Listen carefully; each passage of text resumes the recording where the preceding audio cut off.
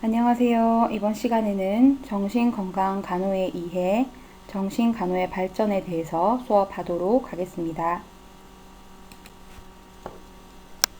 정신질환 치료의 역사를 보겠습니다. 먼저 원시시대에는 정신질환을 다른 신체 질병에서와 같이 외부에서 온 초자연적인 힘에 의해 생기는 것으로 보았고요. 치료도 이런 초월적인 힘의 도움을 받아서 굿이나 주문, 부적, 귀신 쫓기와 같은 마술적이고 종교적인 의식을 치렀습니다.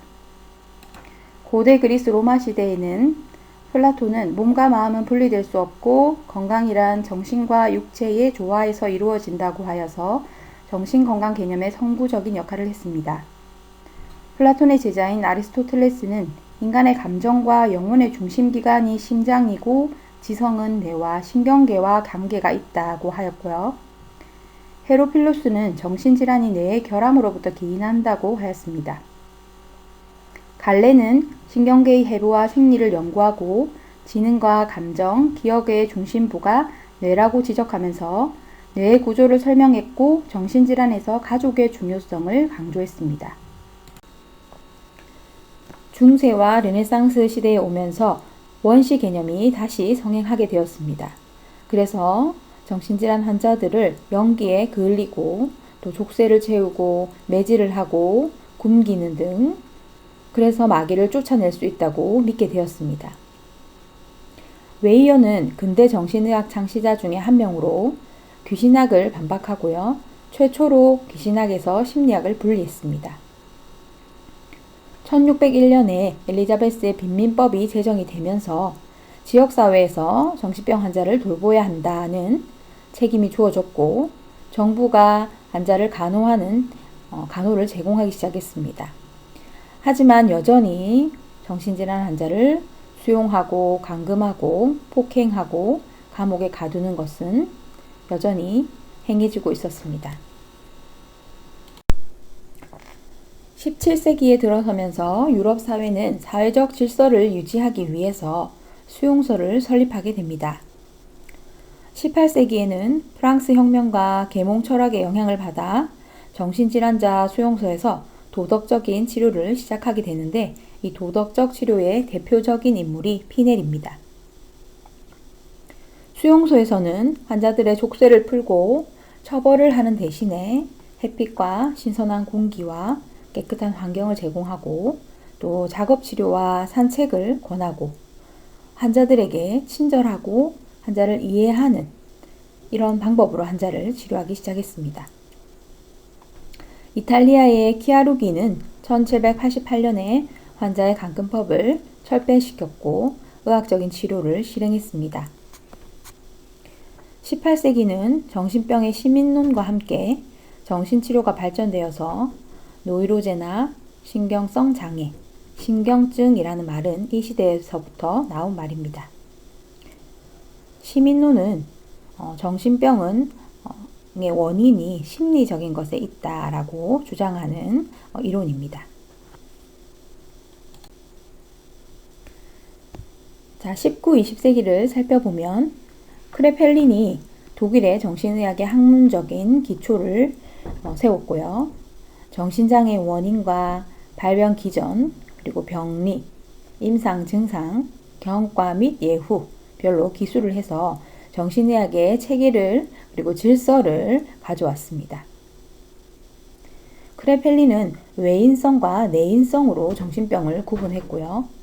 조현병에 대해서 내인성 정신병으로 생각을 하면서 결국 바보가 된다고 생각해서 조현병에 대해서 조발성 치매라고 명명을 하기도 했습니다. 다음은 역동정신의학에 관해서 살펴보겠습니다. 메스머는 자기의 흐름을 조절하여 병을 고친다는 동물 자기설을 주창하여서 환자를 치료했고 프랑스의 신경학자 샤르코는 체면수를 치료에 사용하였습니다. 유명한 프로이트가 나오는데 프로이트는 자유연상법과 꿈 분석에 의한 치료 방법을 개발했습니다. 그래서 정신분석 이론을 주장하며 정신분석 학파를 이뤘습니다.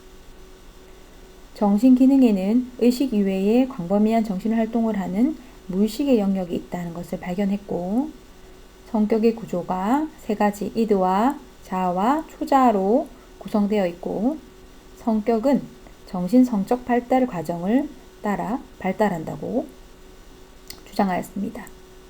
정신질환에도 원인이 인생 초기에 억압된 시민성 원인이다는 것을 강조했고, 정신에너지의 이동, 무의식에 억압된 갈등의 중요성을 파헤침으로 현대 역동 정신의학의 기초를 확립하였습니다. 블로일러는 조현병이라는 용어를 처음 사용한 학자입니다. 그래서 조현병이 인격의 부조화, 즉 내적인 통일성의 붕괴를 초래한다는 학설을 제시했고요. 융이라는 학자는 리비도를 설명했고, 리비도라는 개념을 제시했는데, 생명의 모든 정신적 에너지를 포함하는 생명력이라고 리비도를 해석했습니다. 그리고 개인 무의식, 종족 또는 집단 무의식, 외향성, 내향성이라는 용어를 소개했고, 아동들의 대인관계 특성을 강조하였습니다. 아들러는 프로이트의 제자로서요, 권력의지를 중심으로 한 목적론적인 개인 심리학을 주장했고, 아동의 자기 주장 욕구가 인격 발달과 형성에 영향을 준다라고 하였습니다. 랭크는 출생 시의 외상이 인간의 기본적인 불안의 근원이다라고 강조했고요. 의존심이나 불안정감, 어머니로부터의 분리불안 등에 관해서 언급을 하였습니다. 다음 사진은 블로일러와 융과 아들러의 사진입니다. 역동정신의학에 관해서 계속해서 살펴보겠습니다. 설리반은 대인관계 이론을 펼쳤고요. 치료자와 대상자의 대인관계가 그 환자의 치료와 나중 회복에 직접적인 영향을 미친다라고 믿었습니다. 프로이드의 딸인 안나 프로이트는 더 에고 앤 메커니즘 오브 디펜스라는 책을 발간했고, 비어스는 3년 동안 정신병원에 입원한 경험을 가지고 1908년에 자서전을 편찬했고, 코네티컷주 정신위생위원회를 창설했습니다.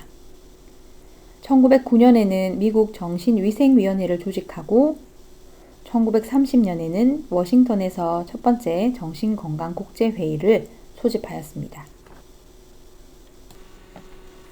다음은 새로운 치료의 등장입니다. 첫 번째로 생물학적 치료입니다. 페이지 16페이지를 보시면 되겠습니다.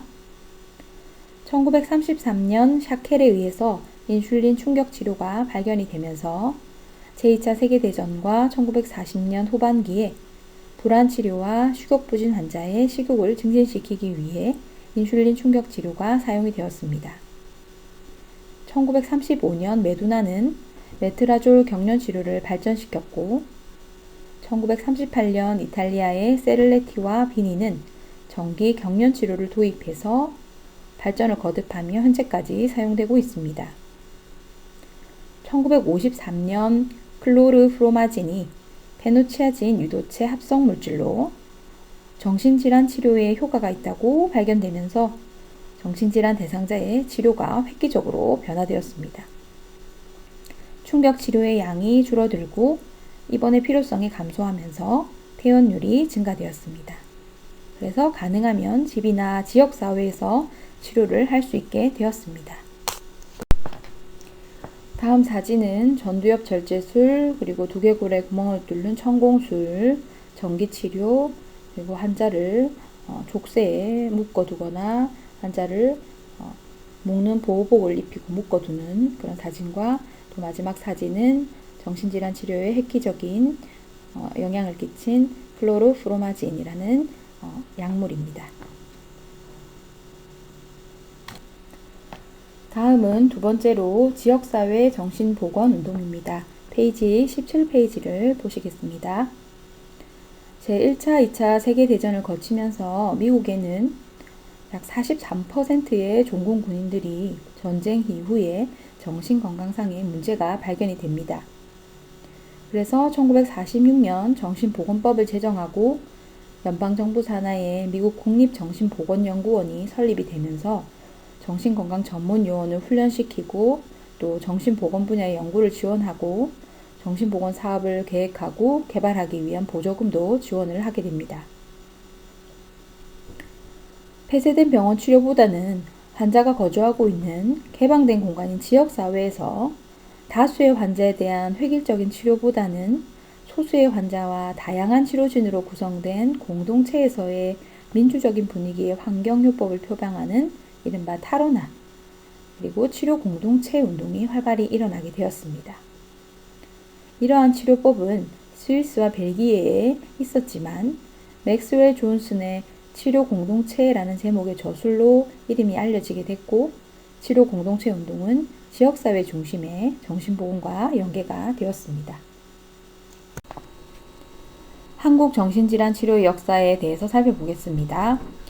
삼국사기에는 각간충공이 혼혼묵묵 정신불안이라 해서 현재 우울증에 해당하는 병에 걸려서 국이인 녹진이 진맥을 하고 용치탕을 처방해서 그 병을 치료했다는 기록이 있는데, 이것이 우리나라 최초의 정신질환 치료의 기록입니다. 고려 중엽 1417년에 발간된 향야 구국방에는 간질과 광기의 연관성을 인정하는 듯한 정광의 증상이 기록이 되어 있습니다. 조선 중엽 1613년에 발간된 동의보감에는 정광 이외에 사수라 하여서 지금의 조현병 증상과 아주 비슷한 증상이 기록이 되어 있습니다. 서양의학의 도입으로 1885년에 왕립병원인 광해원이 설립이 되었고, 1907년 고종황제가 재임한 지 11년 되는 광무 11년에 대한의원 관제가 발표가 되면서 교육부가 생겼고요. 일본 사람에 의해서 정신병학 강의가 시작되었습니다. 1913년에 최초로 정신과 병동을 신설해서 정신병 환자를 진료했고요. 제2차 세계대전이 끝날 때까지 한국에는 현재 서울대학교의 전신인 경성제국대학에만 정신과 교실이 있었고, 6.25 전쟁이 끝난 후에는 각 대학에서 신경정신과학 교실이 생기기 시작했습니다. 해방 직후에 설립된 청량리 뇌병원이 이름을 바꾸면서 1918년 3월까지 존속했고, 1962년 2월에 지금의 보건복지부인 보사부 산하에 국립서울정신병원이 설립이 됐고, 현재는 6개의 국립정신병원이 있습니다. 1995년 12월 31일에 정신보건법이 제정이 됐고, 1997년부터 2016년에 정신질환자의 인권 보장을 주 내용으로 하는 정신건강 증진 및 정신질환자 복지 서비스 지원에 관한 법률이 전면으로 개정이 되기까지 총 19차례 개정이 되었습니다.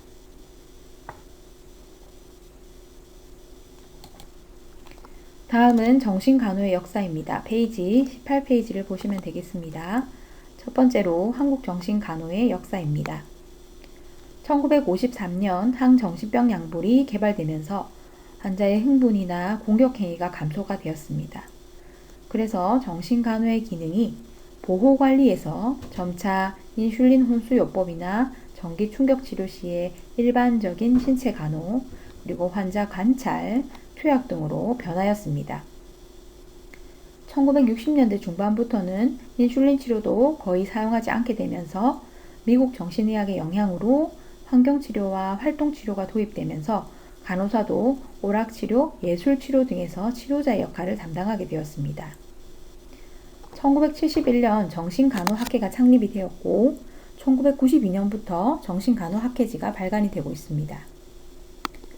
1990년 보건사회부의 전문간호사 과정 등에 관한 고시에서 이론 200시간, 실습 1000시간 과정, 1년의 과정으로 1992년부터 1997년까지 용인정신병원과 이화여자대학교 의과대학 부속 동대문 병원에서 전문간호사 교육이 시작이 되었습니다.